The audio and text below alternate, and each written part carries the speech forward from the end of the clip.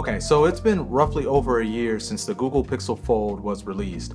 And ever since it came out, I have been using this as my daily driver. It's my main phone that my SIM card stays in like 95% of the time.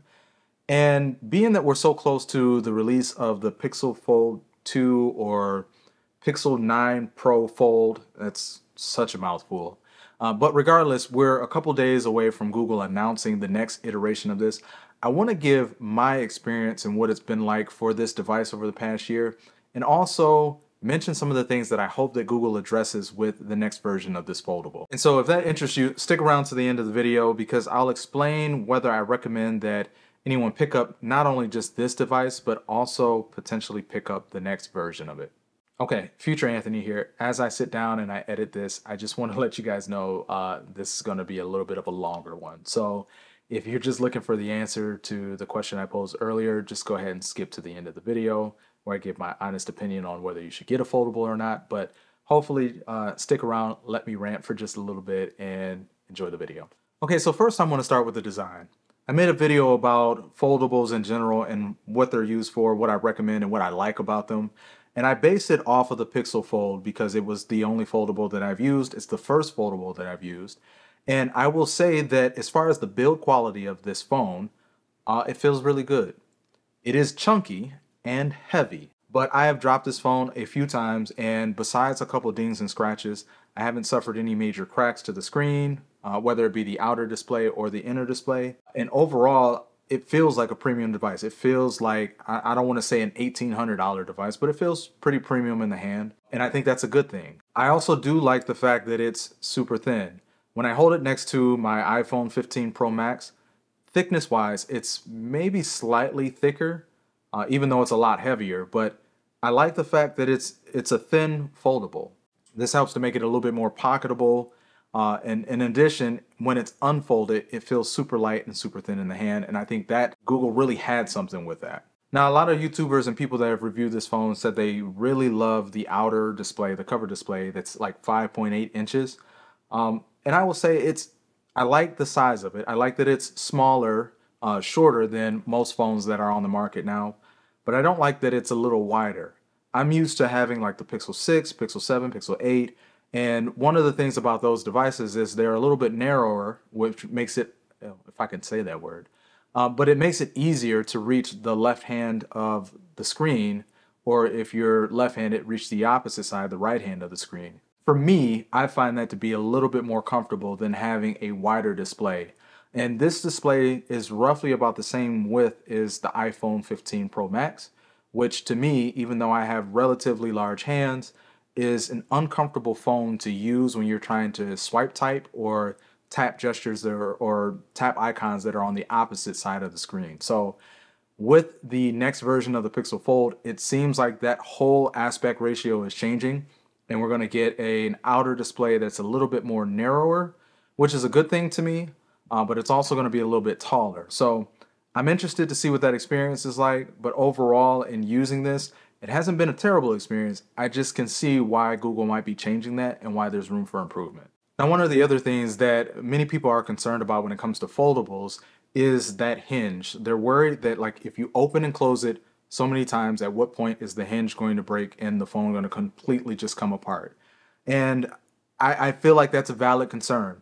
And I do think it was interesting when the phone first came out. I think it was Jerry Rig Everything had his teardown video of the Pixel Fold, and it did not hold up well. I mean, with a little bit of pressure, he was able to pretty much snap that hinge in two, which doesn't bode well for public sake.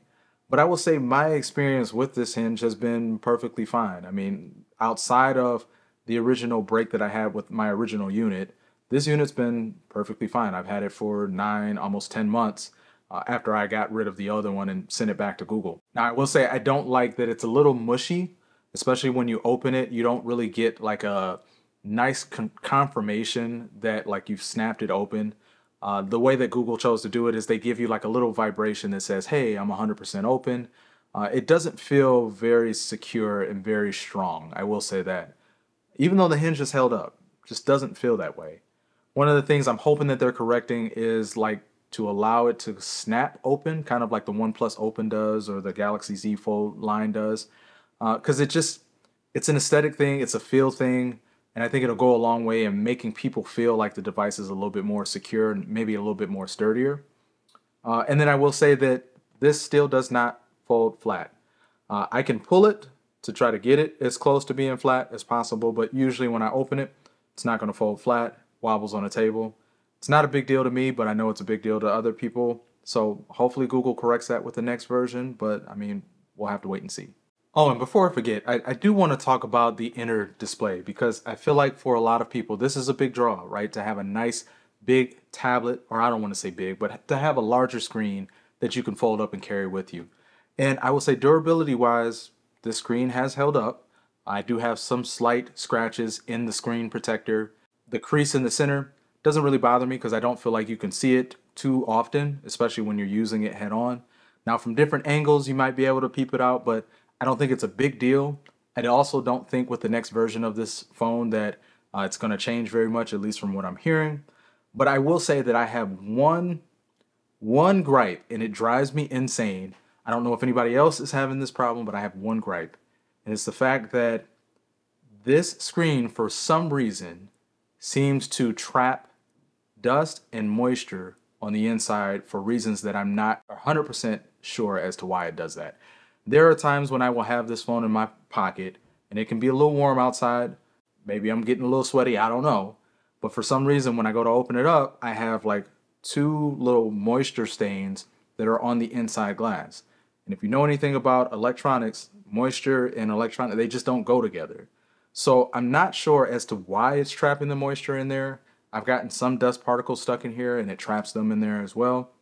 But if people are concerned about the longevity of a device and the stability of it, I feel like there needs to be a way for that moisture to escape and also for dust to escape so it doesn't get caught in the hinge or caught in between the screens and damage the screens, because that's what happened to the first device that I had, which you can check out that video for if you want to know what happened with that. But yeah, that's my biggest gripe, along with the fact that it doesn't stay bright for long periods of time. But I mean, that's something that Google has improved with software, and in the next iteration, I'm hoping that it gets even better with brightness and the sustainability of that brightness. Now let's transition and let's talk about the software, because Google at its core, they're a software company. It's something that they're known for, is having good software. And it's probably one of the main reasons I enjoy Pixel phones is because of the software. And with many people concerned with this having the Tensor 2 chip in it, it's held up pretty well with a few exceptions. Now I enjoy that Google has progressively made their foldable better by adding more features. Dual interpreter mode came later on. There were some features that was added to the camera app for dual selfie, or also being able to share the second display so that people can see what you're taking a picture of. And I'm hearing that Android 15 will get app pairs if it's not out already. Somebody correct me in the comments if I'm wrong. But the only exception or gripe that I have is that for some reason, Tensor 2 has a hard time maintaining frame rates when it comes to animations.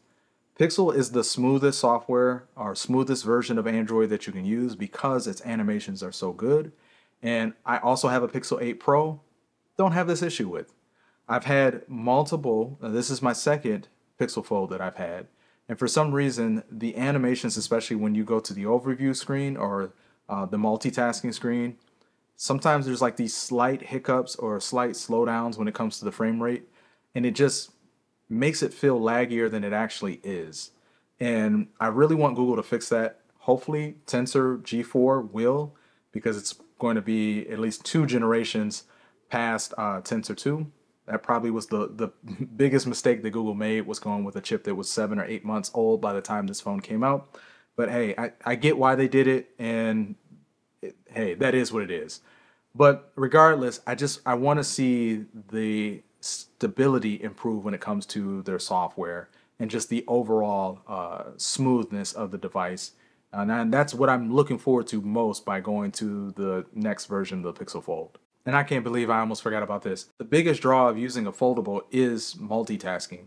And multitasking is here, except for you can only do 2 apps at a time, which is fine for me. I tend to only use 2 apps. Maybe I'm watching something on YouTube and maybe scrolling Instagram or Threads or something like that. I think that's cool. or sometimes you have Chrome open and messages and you need to be able to share things back and forth. I like the ability to multitask and have two apps open. I will say that I enjoy what OnePlus did with the open as far as multitasking a lot better, because it almost makes it like one large display that you can slide and move around. I don't know, like if you have a short attention span, it just seems like for those types of individuals, it's their dream.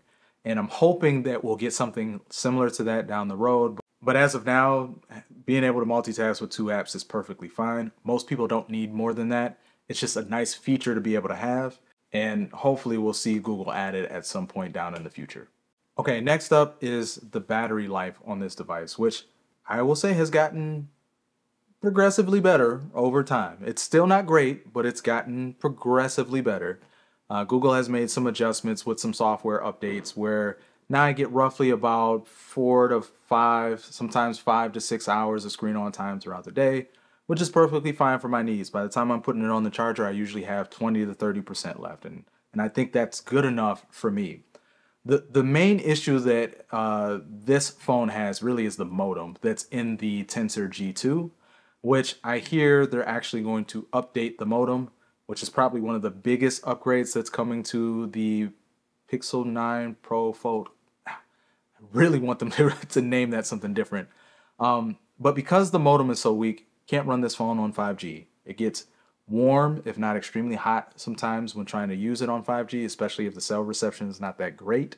But it also just kills the battery life. So I run it on LTE, even though I live in an area where 5G is very abundant, but you just can't use it on this phone because the modem's not great. Do with that what you will, but yeah, it's very middle of the road, if not slightly subpar when it comes to battery life. Okay, so lastly, I want to spend a little time on the camera, because when I do these reviews, I don't spend a lot of time talking about the image quality or the sensors, because I'm used to using DSLRs and mirrorless cameras. And I think that just for me personally, no phone on the market is nearly as good as a dedicated camera. Now, if you're not into photography like that, and for the average person, I mean, these are perfectly fine. They're great camera phones. There's a saying that says that the best camera that you can get is the one that you have on you. And I 100% believe that to be true. And with the Pixel Fold's cameras, I will say that they're not terrible, but they're also not the best that Google has to offer. And they charged $1,800 for this phone. So when you look at the price tag for what you're getting as far as the cameras go and the video quality, these are not $1,800 cameras. They're just not. The camera features help, and the ability to use the split screen to take better photos because you're using the rear mounted cameras, but they're just very so-so, to say the least. One of the biggest things I'm looking forward to is the new sensors that they're going to put in the next version of the Pixel Fold. But even those cameras, what I'm hearing, are not going to be the same sensors that's going in the Pixel 9 Pro or the Pro XL. So you take with that what you will. I mean, will it work for what most people need to take great photos? I mean, yes, because Pixel is known for taking quality photos. But I really would like to see them give some attention to video quality. And I'm not 100% convinced that they're going to be able to do that with the next iteration, given the sensors that they're going to use. That being said, AI is a thing. Google is a very AI-heavy company, and they've used AI to do some pretty amazing things when it comes to photography. So I will hold out with hopes that we'll see better image quality and better cameras on the next version of the Pixel Fold. Okay, stick with me, guys. We're getting to the end. Last thing I want to talk about is the app quality. And for the most part, apps run perfectly fine, but they also have the problem of being Android versions of apps that also exist on iOS. So if you know anything about app development, especially here in the States, most companies that develop apps, they develop them for iOS because iPhones are the phone of choice here in the States. And then usually they run like an emulated version, or they'll make another version for Android that doesn't include as many features, and the quality of the app usually is not as great as it is for its counterpart that's on iOS. Yeah, that's sometimes a sore point, especially even for a foldable, because now you have the added difficulty of allowing your app to scale to a different size display, and then also allowing it to run alongside another app. There's just a lot of unpredictability there to see if like your app is going to run as it's intended. And I thought it was interesting that when this phone came out, Google was like, we're going to work with these app developers to make sure that they support larger displays because the tablet layout is really nice. I mean, it adds added functionality. There's more information that they can add. I really like the tablet layout of certain apps. In fact, most Google apps support this tablet layout.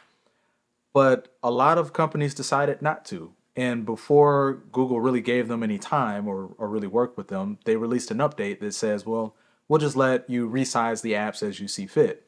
So it's actually a software feature that you can take any app and resize it for the inner display so it takes up the whole inner display. They look terrible. I don't really like using certain apps, especially if they don't support larger screens, because it then breaks the functionality. Sometimes on Instagram, like with certain photos, zooming in and out on photos, it does something weird, right? Because it's not supported. So until foldables really become like more mainstream, I don't really see this problem going away. It's just something you got to get used to. Whether you're using the original version of the Pixel Fold or you plan on getting the next version, you have to get used to the fact that app developers may not support that platform, and you have to be okay with learning to problem solve when it comes to certain things. But all in all, I will say that my experience, because I don't mind doing those things, has been perfectly fine. But the average consumer may not want to deal with that. So that's just me being honest, but hey, it is what it is. So that's pretty much been it. That's been my experience with the Google Pixel Fold for the past year and a couple months. Like I mentioned, we're a couple days out from Google's announcement of the next series of phones with the Pixel 9 series and another foldable. And I'm super excited.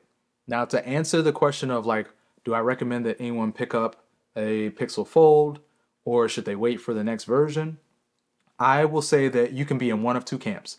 If you're looking to pick up a foldable and you're not 100% sold on foldables and you want to get something for a little cheaper, go with a refurbished original Pixel Fold.